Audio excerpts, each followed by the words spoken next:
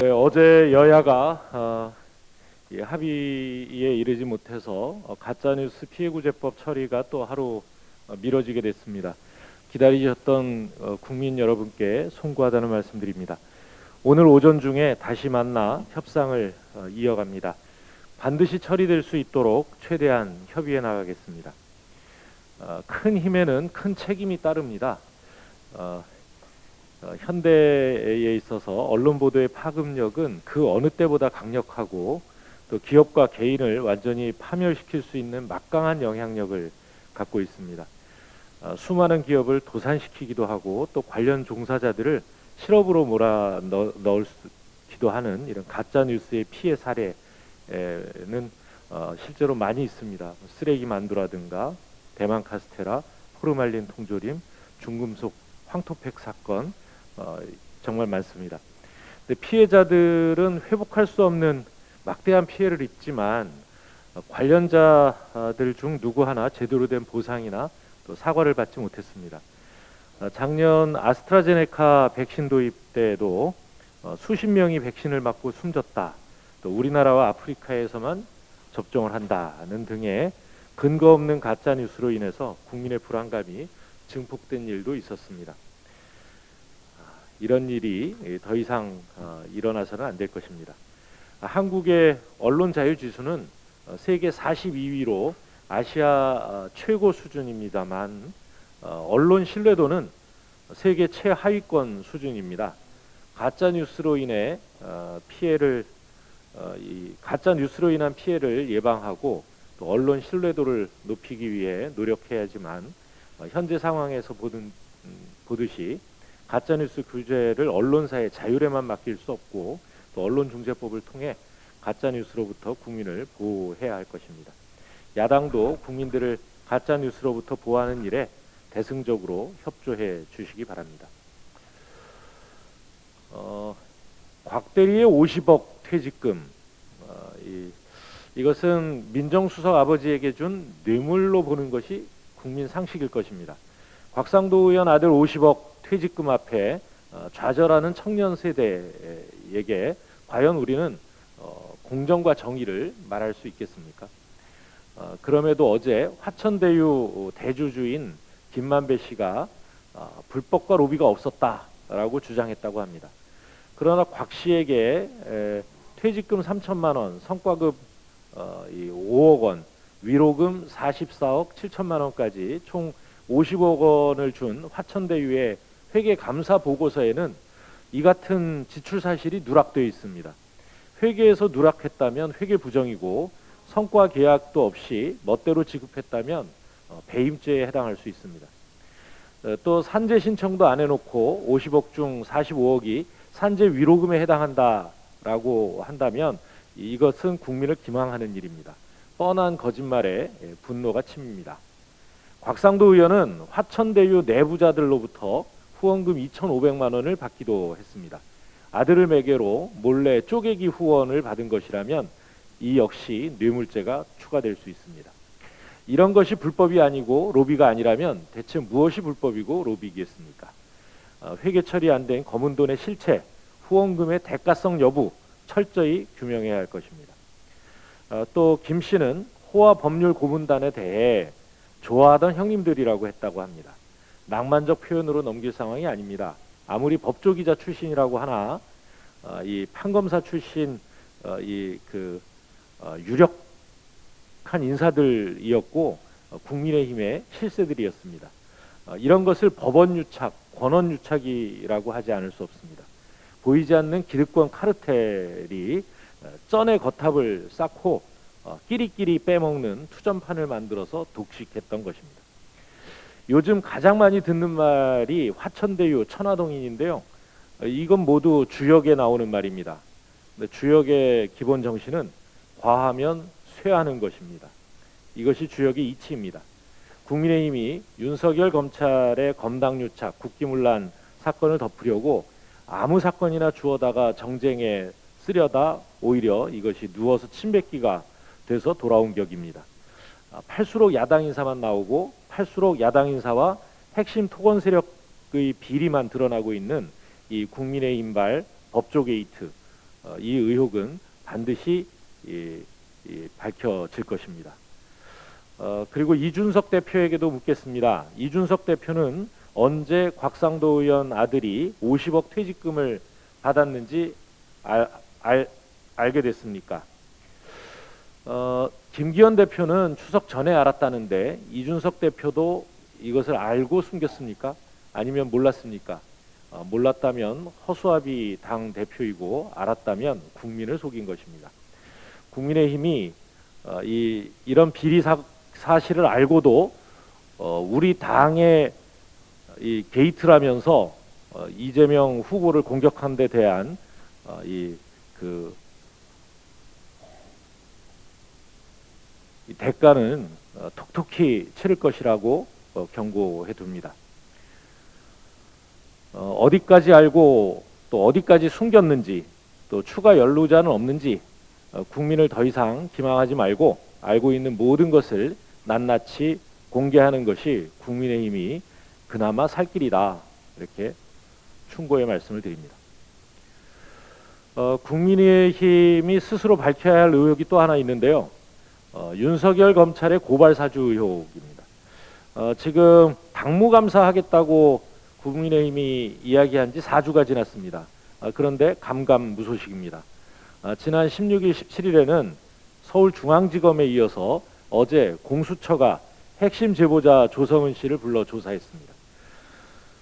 수사기관들이 사건의 전모를 밝히기 위해 속도를 내고 있는 것과는 달리 의혹의 본산인 국민의힘은 뒷걸음질 치고 있습니다. 사건의 핵심 인물들이 속속 조사를 받고 있는 만큼 전모도 곧 드러날 것입니다. 책임 있는 공당이라면 그 전에 선제적 조치를 취하는 것이 마땅합니다. 수사 상황을 봐가면서 뒤늦게 시인하는 비겁한 태도에서 하루빨리 벗어나기 바랍니다. 한 말씀 더 드리겠습니다. 어제 코로나19 예방접종 4분기 시행 계획이 발표됐습니다. 10월 말까지 고령층 90%, 성인 80% 접종 완료를 목표로 백신 접종 간격을 보다 촘촘히 하고 접종 대상도 확대했습니다. 백신 수급도 안정화돼 계획대로라면 다음 달 전 국민 70% 접종 완료율 달성이 무난할 것으로 보입니다. 이번 추석 연휴 이동으로 확진자 수가 늘었지만 접종률이 높아지면서 치명률과 중증화율은 안정적으로 관리되고 있습니다. 국립중앙의료원이 의뢰한 여론조사에 따르면 코로나19의 종식은 불가능하고 독감처럼 계속 백신을 맞고 관리해야 한다라는 이 데에 89.6%의 국민들께서 동의했다고 합니다. 문재인 대통령께서도 10월 말 위드 코로나 가능성을 말씀하셨습니다. 여전히 조심스럽지만 단계적 일상 회복을 위한 준비에 차질 없이 만전을 기하겠습니다. 저희 당은 오늘 2차 위드 코로나 TF회의를 열고 방역과 역학 효율화 방안, 그리고 의료 체계 개선 방안, 소상공인 자영업자 지원 방안 등 이 위드 코로나 전환에 따른 방역과 민생의 내실화 방안을 마련해 나가도록 하겠습니다. 또 앞으로 야당과 협의해 국회에도 위드 코로나 특위를 설치해서 대책을 논의해 나가겠습니다. 감사합니다. 네, 다음으로 박완주 정책위 의장님 발언이 있겠습니다. 네, 백신, 방역, 코로나 일상 회복에 길을 준비해야 합니다. 어제 질병관리청은 4분기 예방접종 시행 계획을 발표했습니다. 추석 연휴 이후 일평균 확진자 수는 전주 대비 12.8%로 확실히 증가했고 수도권에서 비수도권으로의 전파도 현실이 되어버렸습니다. 그러나 위중증 환자 수는 감소 추세이며 가용 병상도 아직은 충분한 상황입니다. 이것이 바로 백신의 힘이고 백신 접종에 동참하여 주신 국민 여러분 덕분입니다. 27일 현재 전체 인구 대비 74.2%에 달하는 분들이 1차 접종을 완료하셨습니다. 국민 여러분의 적극적인 참여로 2월 26일 접종을 시작한 지 204일 만에 전 국민 1차 접종 70%를 이뤄냈습니다. 특히 고령층의 1차 접종률은 91.7%에 달하고 18세에서 49세 사이의 청장년층의 1차 접종률 역시 80.5%를 육박합니다. 이렇게 전 국민 70% 1차 접종이 달성되면서 우리는 연일 최고치를 경신하는 확진자 수에도 불구하고 관리 가능한 상황이라는 인식을 가질 수 있게 되었습니다. 26일 김부겸 국무총리 말씀처럼 10월 말 백신 접종 완료자가 70% 이상이 되면 확진자가 생겨도 위험성, 사망을 줄일 수 있게 됩니다. 국민께서 언제까지나 참아달라고 요청하기 힘든 상황인 것도 맞습니다.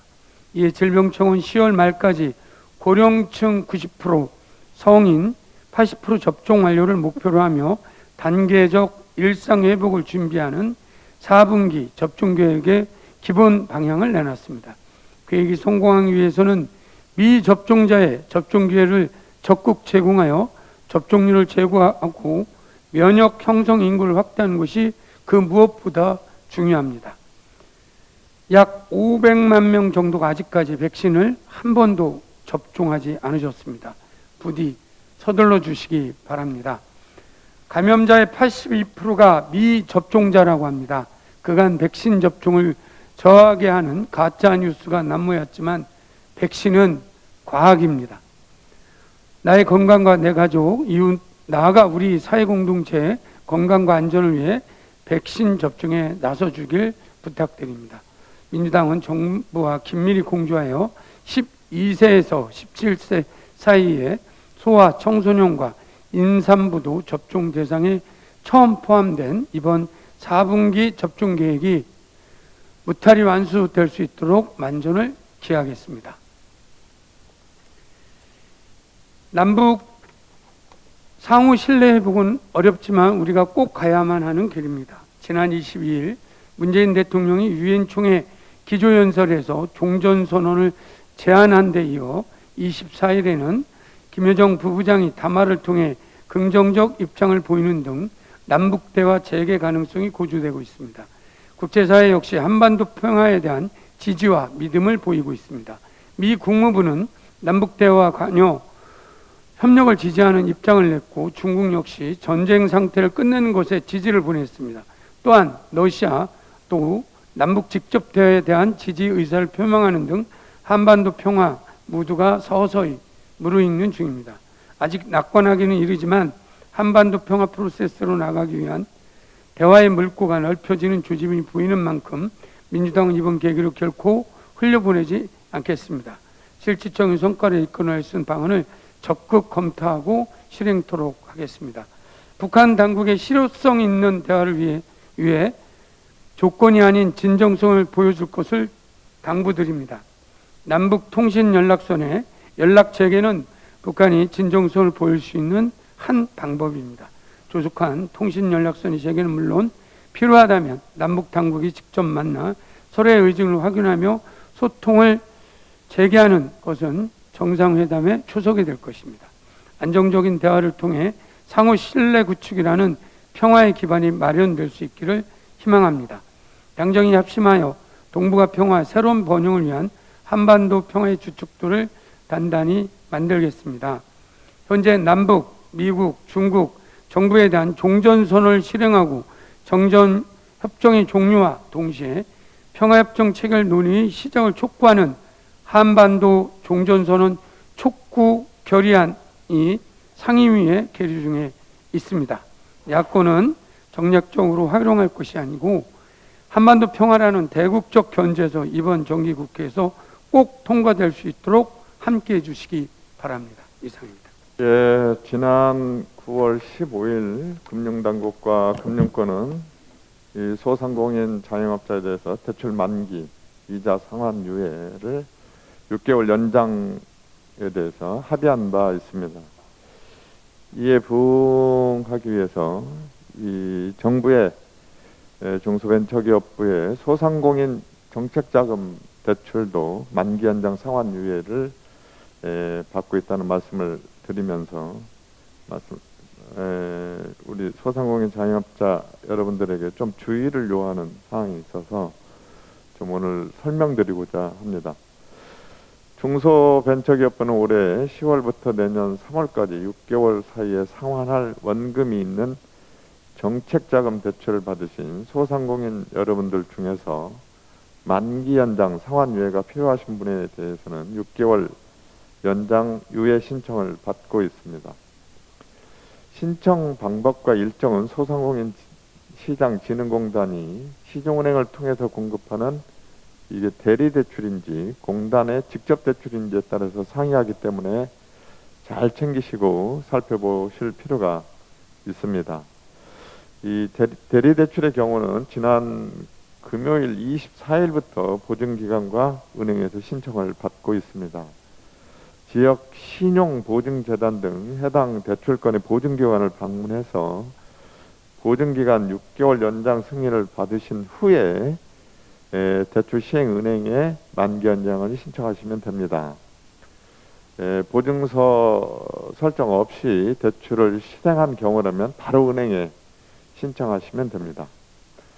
대리대출은 10월분부터 납입 원금 상환 유예를 받으려면 늦어도 9월 30일까지는 보증기관에 연장 신청을 하시고 10월 8일까지 은행과 재약정을 하셔야 합니다. 또 직접 대출의 경우에는 지난 27일부터 신청을 받고 있습니다. 소상공인 시장진흥공단은 10월 납입분도 상환유예를 신청하실 수 있도록 10월 약 한 달 동안 한시적으로 센터에 현장 신청을 병행할 계획입니다. 현장 신청은 10월 29일까지이며 대면 약정을 필요로 하는 법인 대출 7,521건, 최대 약 5억 원 한도의 시설자금 대출 221건을 대상으로 하며 10월분 원금 상환 예정일이 도래하기 직전 주에 신청할 수 있도록 했습니다. 소상공인 여러분들께서 본인의 원금 상환 예정일과 상환유예 신청 가능 주간을 확인하실 수 있도록 정부는 문자와 카카오톡 메시지를 통해서 사전 안내를 진행할 예정입니다. 온라인 신청은 개인사업자 운전자금 대출을 대상으로 10월 1일부터 내년 3월 31일까지 받을 예정입니다. 이후에 비대면 전자약정 시스템을 완비한 11월 1일부터는 10월 중 신청하지 못한 모든 대출에 대해서 온라인 신청을 받을 계획입니다. 소상공인 정책자금 대출 중 올해 10월부터 내년 3월까지 6개월 사이 상환 예정 금액은 6,582억 원입니다. 지금까지는 이 대출 재원을 당해년도 상환금을 충당해서 소상공인 정책자금 특성상 만기 연장 상환 유예를 시행했습니다. 그러나 이제 올해는 여러 가지 소상공인 자영업자 어려움 등을 반영해서 정부의 부족 자금은 공공자금관리기금 또는 2021년도 신규 정책자금 대출 예산에서 미소진된 부분을 충당해서라도 이 소상공인 정책자금을 만기 연장 상환 유예를 시행하려고 이렇게 이 제도를 시행하게 된 것입니다. 우리 당은 어려움 속에서도 가정과 일터에서 노력을 아끼시지 않은 이 소상공인 여러분들이 다시 활기와 웃음을 되찾을 수 있는 날까지 여러분들에게 희망과 용기를 드리고 응원할 수 있는 실질적인 대책 마련을 위해서 힘쓰겠습니다. 감사합니다.